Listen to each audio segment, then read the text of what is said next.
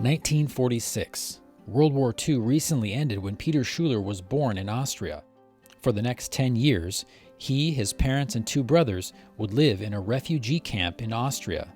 World War II was over, but the hardship continued for millions of people impacted by the war, including Peter's family. Times were tough. Food was scarce. So we ended up in a refugee camp in Schuller, Austria.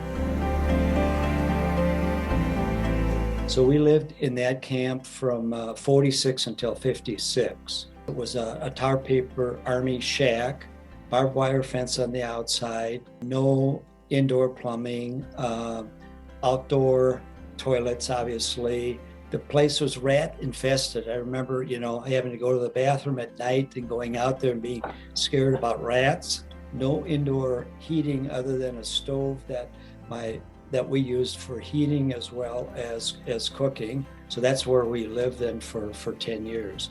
We did develop some friendships, with of other people that lived in that camp with us. We had a river nearby, we had a forest and all that. So you could get out of this camp, you could go out there and play. We picked berries out there and all of that. So that was not that bad of a place to live. We didn't have to live in a tent. We didn't have much food, but we did have a little food. My father was working for a factory at that time, making about 25 cents an hour.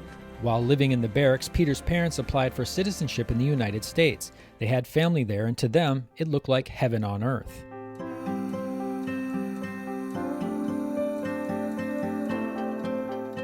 When Peter was 9, he had an opportunity to leave the tarp roof Army barracks. The Red Cross, they had a program in Austria. They would take these children out of the refugee camps, and they would make provisions for these children to live in another country. And I was one of those lucky kids. I ended up then living with a family in Denmark. So I was in first grade, and I ended up with a family by the name of Karl and Dagmar Jacobsen, good Danish people. Overnight, he went from living in a tarp shack to a house with controlled climate, indoor plumbing, warm showers, and plenty of food. It was a brick house. I had my own bedroom. They provided clothing for me. We had food every day. And I looked back at that time and I said, you know what? This is the way I'd like to live someday. Peter returned to live with his family in the Army barracks. Fortunately, his parents' application for U.S. citizenship 6 years earlier was now approved. The family moved to the U.S. when Peter was 10.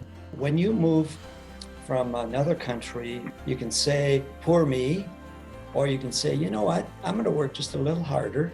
I'm going to put in a little more effort academically, sports-wise, and all of that. I was that kind of a kid when I was growing up. I just worked a little harder academically, sport-wise, and all that, and had some relatively good success.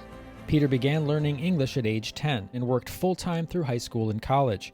Several years after earning his business degree, he founded a Rochester-based construction company with his brother Karl called AB Systems. The company has worked a little harder and has been extremely successful. Peter, his brother Karl, and AB Systems have built more than 2,000 buildings over the last nearly 50 years.